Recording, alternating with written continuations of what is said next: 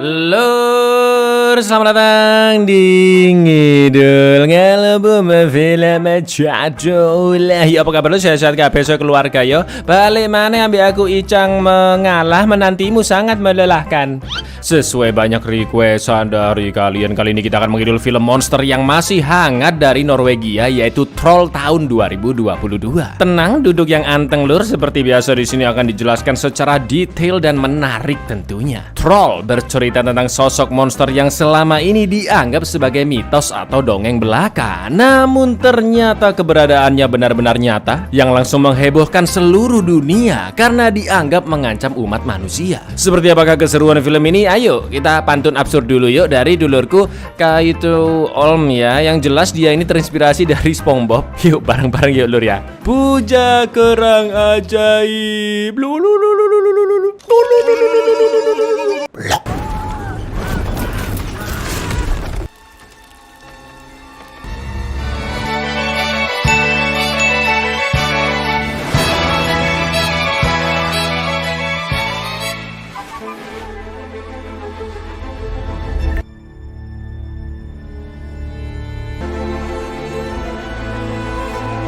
Film dimulai dengan seorang gadis bernama Nora bersama ayahnya Tobias sedang memanjat lembah Romsdalen di Norwegia sampai ke puncaknya yang dijuluki Puncak Troll. Sesampainya di atas, mereka pun ngobrol ngalor ngidul dan membahas dongeng tentang asal-usul lembah tersebut. Diceritakan zaman dahulu kala terdapat 13 troll yang kobam dan mereka berubah menjadi batu karena terkena sinar matahari terbit. Sampai akhirnya entah halu atau memang benar-benar nyata, Nora melihat ceplakan wajah troll di lembah itu, dan inilah troll, jangan hilangkan R-nya. Solstrålen gjorde den til stein, og nå er det fjell, og bla bla bla.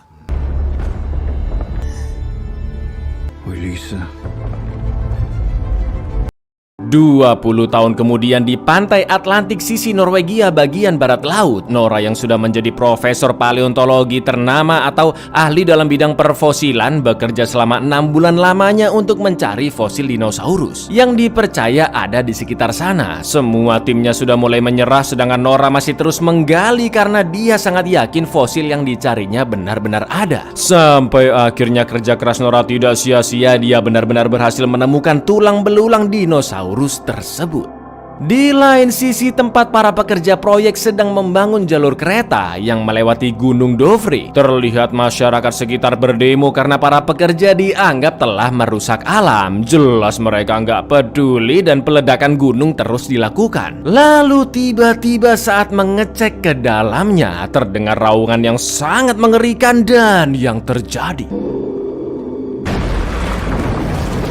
karena terjadi getaran hebat, markas angkatan bersenjata Norwegia pun mengirimkan 2 pesawat tempur untuk mengecek gunung tersebut. Terlihat lubang besar yang sangat janggal, juga ada beberapa cekungan besar di tanah yang kalau diperhatikan lur sangat mirip dengan jejak kaki raksasa. Merasa ada sebuah ancaman mengerikan, jenderal pun meminta pasukannya untuk menjemput seorang ahli yang bisa meneliti insiden itu, yang tak lain tak bukan adalah Nora. Singkat cerita, sesampainya di Oslo, Nora bertemu dengan penasehat Perdana Menteri bernama Andreas yang langsung membawanya ke sebuah ruangan penuh dengan para pejabat negara dan ahli-ahli lainnya. Di sana mereka membahas penyebab lubang besar dan juga cekungan yang terjadi di gunung. Ada yang berteori karena resapan air lah, gas metana bawah tanah lah. Namun dengan santainya Nora mengatakan jika siapapun bisa menyimpulkan jika cekungan itu adalah sebuah jejak kaki. Meskipun tidak ada makhluk sebesar itu di ilmu paleontologi, tapi Nora yakin itu pasti jejak kaki. Beberapa orang di sana pun menertawakan Nora, namun tiba-tiba salah satu hacker di sana bernama Sigrid menunjukkan sebuah video sangat mengerikan yang berhasil diretas dari salah satu handphone pengunjuk rasa, di mana terdengar sangat jelas suara raungan yang disusul hancurnya terowongan kereta dan batu-batu pun berhamburan mengenai orang-orang.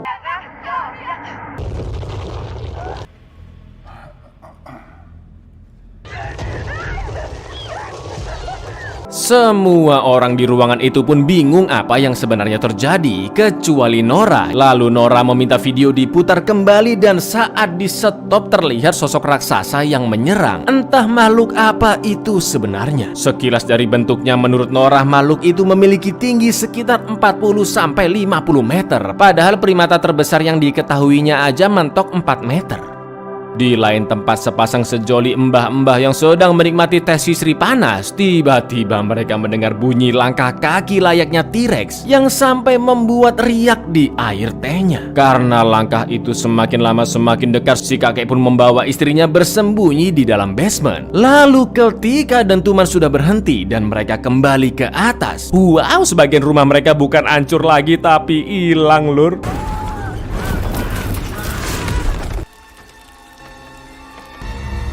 Karena dilaporkan terdapat pergerakan aneh di daerah mbah-mbah tadi, Nora pun diperintahkan menjadi penasehat ilmiah dan akan mengecek ke TKP bersama Andreas menggunakan helikopter. Mereka pun akhirnya sampai di rumah mbah-mbah dan disambut oleh Kapten Christopher Holmes sebagai komando operasi khusus. Setelah diselidiki, Chris mengatakan jika ada sesuatu yang berjalan sejauh 20 km ke arah pegunungan di selatan. Kedua mbah-mbah tadi pun ditanyai kesaksiannya dan sang suami mengatakan jika situasi mendadak gelap, seakan-akan rumah mereka tertutupi bayangan gunung yang sedang bergerak. Sang istri juga sangat yakin mendengar suara raungan yang membuatnya menjadi sedih. En naturkraft bara storma nedover dalen her.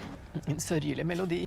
Det gjorde meg fryktelig trist. Setelah itu Nora mengecek cekungan yang diduga jejak telapak kaki menggunakan sinar ultraviolet, tapi tidak ditemukan jejak-jejak biologis. Lalu Nora, Andreas, dan Chris pun mencoba mendatangi daerah pegunungan 20 km ke selatan karena jejak terakhir berhenti di sana. Dengan teknologi pemindai termal, Chris tidak menemukan tanda-tanda kehidupan dan Nora pun berkesimpulan bisa jadi makhluk itu berkamuflase. Karena dengan sosok raksasanya tidak mungkin dong dia hilang begitu saja. Lalu Nora pun minta diantarkan menuju suatu gubuk kumuh yang ternyata ayahnya Tobias tinggal sendirian di sana. Usut punya usut, ayahnya adalah profesor dialek asli dan folklore yang menurut Wikipedia folklore itu meliputi cerita rakyat, legenda, dongeng, sejarah, dan lain-lain. Di dalam gubuknya terpasang banyak gambar-gambar makhluk troll dan juga beberapa artikel seperti berhentinya pembangunan jalur kereta saat Perang Dunia Kedua, yang mana karena Nazi melihat sesuatu di gunung. Setelah diperlihatkan video kejadian aneh hari itu, Tobias pun semakin yakin jika makhluk itu adalah troll, di mana menurutnya 1000 tahun lalu mereka berkeliaran di Norwegia. Jelas Nora pun meminta ayahnya untuk berpikir logis dan tidak mengaitkan dengan fantasi dongeng ataupun sejenisnya. Karena jika troll memang hidup 1000 tahun yang lalu, tentunya mereka sudah menemukan fosil-fosil troll. Tobias mengatakan jika cerita rakyat, mitos ataupun karya seni tentang troll dibuat untuk menutupi kebenaran sosoknya. Maka dari itu kali ini Tobias akan membuktikan jika apa yang ditelitinya memang benar-benar nyata.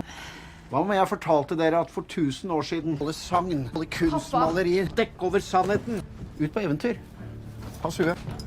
Mereka pun akhirnya kembali ke titik jejak terakhir terlihat. Sampai akhirnya Tobias melihat bebatuan di bawah dan minta helikopter segera turun di sana. Di bebatuan itu Tobias pun mengeceknya dengan cara menginjak-injak, menciumi dan memakan rumput-rumputannya. Sedangkan Nora mengatakan ke Andreas dan Chris jika ayahnya memang agak eksentrik, bahkan sampai membuatnya kehilangan pekerjaan dan sempat masuk klinik psikiatri karena dianggap gendeng, ya kan. Nora pun meminta ayahnya untuk berhenti berfantasi, namun menurut Tobias, troll bukanlah sebuah fantasi karena mereka terbuat dari tanah dan batu yang sulit untuk dilacak. Lalu ketika cuaca di sana mulai mendung, tiba-tiba Pappa?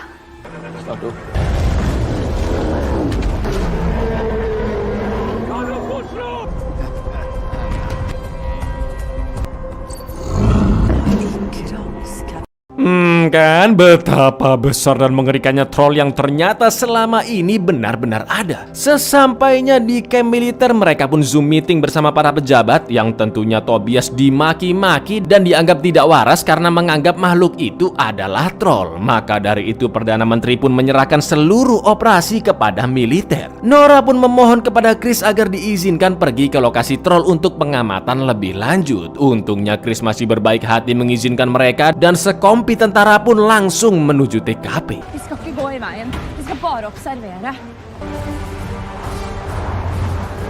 Tank dan kendaraan bersenjata lainnya menyebar ke posisi masing-masing dan para tentara juga sudah dibekali bazooka. Sambil menunggu kemunculannya, Tobias pun mengajak ngobrol putri semata wayangnya karena beberapa tahun terakhir mereka sempat slack setelah Tobias keluar dari penjara. Nora pun teringat petualangan mereka dahulu dan juga kematian ibunya saat dia berumur 10 tahun. Alhamdulillahnya mereka pun kembali rujuk dan tak lama kemudian troll muncul berjalan mendekat ke arah pasukan.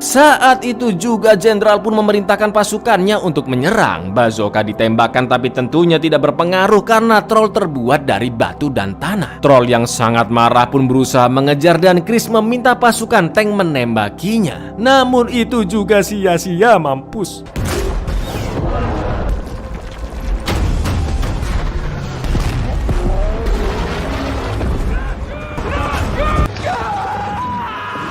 Han lukta blodet. Dengan nekatnya Tobias berusaha mengajak troll berbicara dan ternyata cara itu bisa menenangkannya. Tapi tiba-tiba salah satu tank menembak dari jauh yang langsung membuat troll sangat murka dan tanpa sengaja menendang Tobias.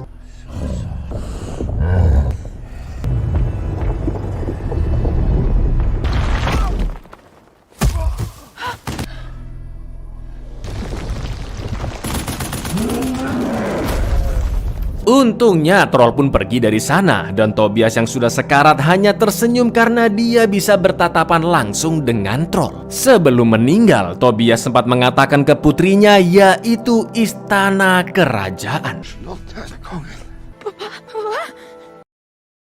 Nora yang masih galau pun kepikiran kata-kata ayahnya yaitu istana kerajaan sampai-sampai dia ketiduran di ruangan.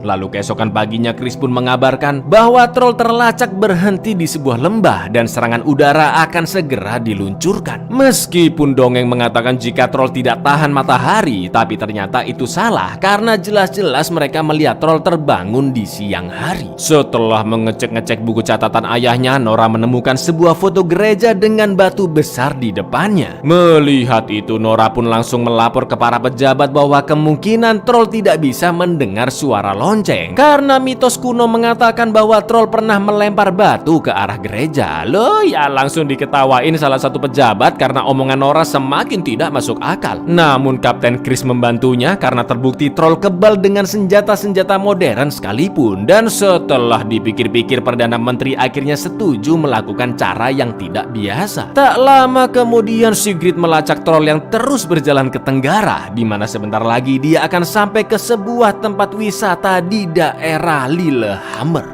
Sementara itu para warga yang sedang asik healing di sana mendadak panik karena terjadi getaran hebat yang mana artinya troll sudah sampai di tempat itu.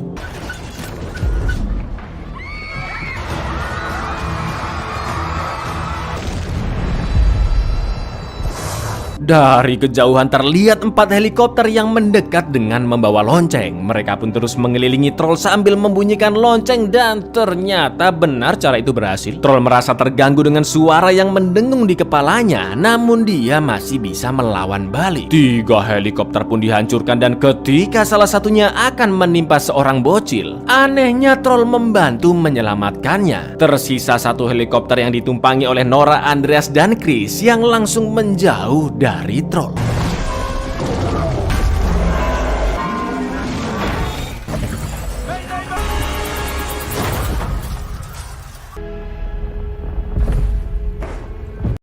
Berita keberadaan makhluk raksasa mengerikan pun tersebar ke seluruh dunia dan masyarakat mulai ketar-ketir karena troll terus berjalan menuju ke ibu kota Norwegia yaitu Oslo. Setelah itu Nora pun melapor ke Bu Menteri jika suara lonceng berdampak kepada troll. Namun karena ancaman semakin dekat, Perdana Menteri pun akan mengerahkan seluruh kekuatan tempur untuk melawannya. Meskipun Nora menjelaskan bahwa mereka harus mencari tahu apa yang diinginkan troll dan kenapa dia terus berjalan, tapi keputusan keputusan Bu Menteri sudah bulat untuk tetap menyerang secara langsung. Nora pun akhirnya diberhentikan dari misi tersebut dan Chris meminta maaf karena dia tidak bisa membantunya. Sementara itu, Andreas juga resign dari pekerjaannya karena sebagai penasehat dia sudah tidak dihargai lagi dan sekarang Andreas akan membantu Nora.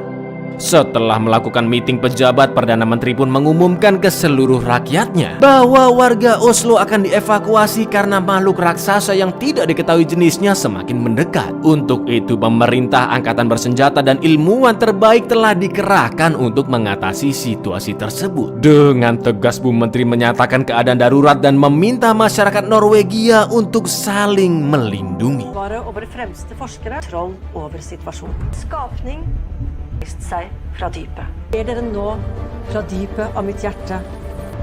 Jeg erklærer herved unntakstilstand. Di lain sisi, Andreas dan Nora masih terjebak macet di jalanan. Nora pun terus membaca buku ayahnya yang di salah satu halaman tertulis Sinding. Nora pun teringat jika ayahnya sering mengatakan kata itu, namun dia tidak tahu apa artinya. Andreas pun mengatakan jangan-jangan yang dimaksud Sinding adalah Rikard Sinding, seorang pejabat senior di istana kerajaan. Klop ya kan sama ucapan Tobias sebelum wafat, yaitu istana kerajaan. Gak pakai lama Nora pun meminta Andreas untuk putar balik menuju istana kerajaan di Oslo saat itu juga.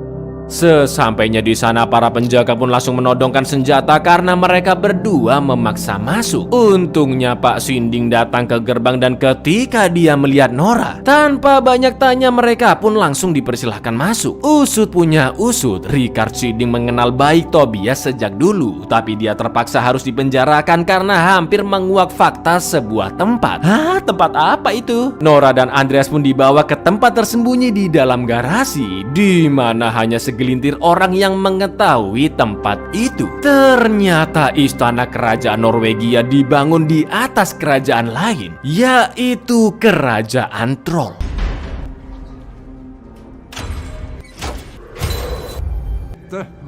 Sinding pun menjelaskan bahwa dahulu kala pada tahun 1000-an Raja Norwegia bernama Saint Olaf membinasakan kaum troll saat kristenisasi Norwegia karena dianggap tidak sesuai dengan keyakinan baru tersebut. Namun ada satu anak troll yang diselamatkan dan sengaja dipenjara ke dalam Gunung Dovre lalu dibiarkan mati. Namun sayang ternyata troll itu masih hidup sampai sekarang ya kan. Nora pun berkesimpulan jika troll terus berjalan ke pusat kota karena ingin kembali pulang ke rumahnya atau ke kerajaannya. Sampai akhirnya ketika Nora mengecek tulang-tulang di sana dengan ultraviolet, terlihat tulang yang berubah menjadi batu. Itu artinya dongeng masa kecil benar adanya. Troll bisa berubah menjadi batu jika terkena matahari. Nora pun sadar jika troll bisa terbangun di siang hari sebelumnya karena saat itu cuaca lagi mendung.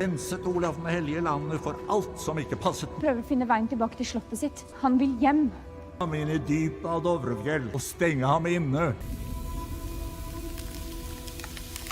Sementara itu di jalanan kota, pasukan militer yang bersiaga langsung menembaki troll yang semakin mendekat. Namun jelas bukan tandingannya sama sekali. Troll menghancurkan mereka semua dan berhasil menerobos barikade. Para pejabat yang semakin ketakutan pun berencana akan merudalnya dan Andreas yang mengetahui kabar tersebut meminta bantuan Sigrid untuk meretas sistem pesawat agar rudal bisa dibatalkan. Setelah itu Nora menelpon Chris untuk menyampaikan rencananya dan jangan sampai ketahuan para pejabat. Karena tidak mungkin mengerahkan orang-orang militer, Chris pun langsung mengontak teman-temannya di pasukan pertahanan untuk berkumpul di suatu tempat yang aman.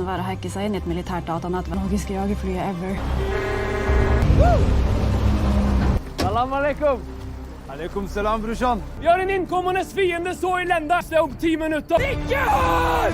Ikke på våre vagn! Di lain sisi, Nora dan Andreas pinjam mobil milik Ratu Norwegia dengan membawa bongkahan besar yang sebentar lagi kalian akan tahu lur. Mereka berdua sangat deg-degan karena jika peretasan Sigrid tidak berhasil, itu artinya mereka akan tewas terkena rudal. Berkali-kali Sigrid terus berusaha menjebol sistem dan tepat ketika rudal akan ditembakkan, Sigrid berhasil meretas sistemnya. Systemfeil! Skjer ingenting?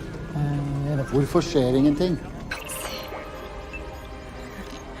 Tak lama kemudian sang monster troll pun datang dan dengan nekat Nora melajukan mobil ke arahnya untuk memancing troll. Karena ternyata yang dibawanya adalah tengkorak keluarganya, dan tentu melihat itu troll pun sangat-sangat murka. Tapi tiba-tiba halah, talinya putus dan tengkoraknya jatuh dong. Troll pun mengambil tengkorak keluarganya dan bergumam menunjukkan rasa sedihnya. Lalu ketika dia ngaca di jendela gedung tanpa sengaja kaca dipecah, sampai-sampai tengkorak pun terjatuh hingga hancur. Melihat itu troll langsung meraung sangat keras lalu menatap mobil Nora dengan penuh dendam. Dan yang terjadi,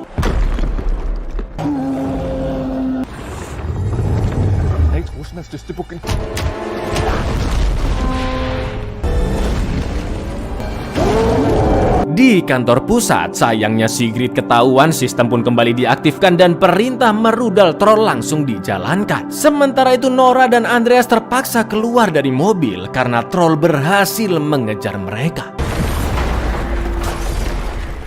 Alhamdulillahnya mereka sudah sampai di lokasi. Troll yang mengamuk pun akan menginjak Nora, namun untungnya Chris and the Gang mengalihkan perhatiannya. Rencana mereka pun berhasil. Troll yang terpancing ke sana tidak bisa berkutik sama sekali karena dikelilingi oleh sinar ultraviolet jumbo yang dibawa pasukan. Sedangkan rudal pesawat juga dibatalkan oleh jenderal karena di sana banyak warga sipil. Sampai akhirnya salah satu pejabat yang rese dan paling ngotot dari awal film memaksa rudal tetap diluncurkan. Lalu yang terjadi,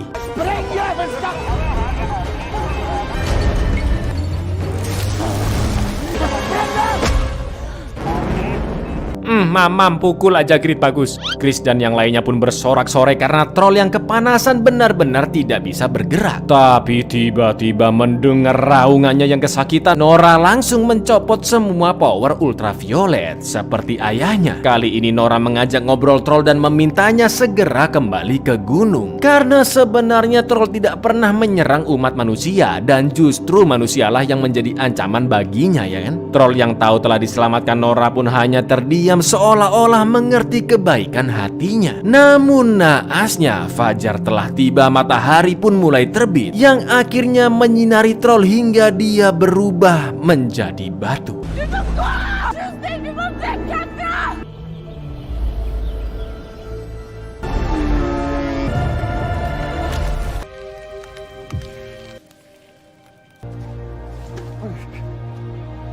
Meski merasa terpukul dengan kematian troll, tapi bagaimanapun Nora harus mengikhlaskannya demi kebaikan manusia. Tak lama kemudian Perdana Menteri dan pejabat lainnya pun datang untuk mengucapkan selamat dan berterima kasih atas perjuangan Nora. Di akhir film, Andreas bertanya kepada Nora apakah mungkin ada troll lain yang bersembunyi di dalam goa. Dan Nora pun hanya terdiam. Professor Friedman, jeg vet ikke hva jeg skal si. Tror du det finnes flere der ute? Ei hula dypt under et eller annet.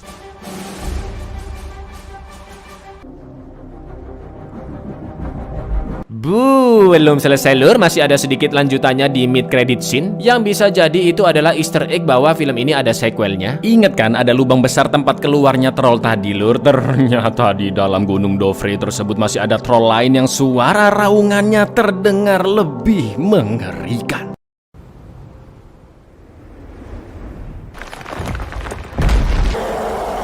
Buyar, jadi Pinisirin gimana lanjutannya? Apakah hanya raungannya saja yang kencang tapi fisiknya seperti ini jangan-jangan?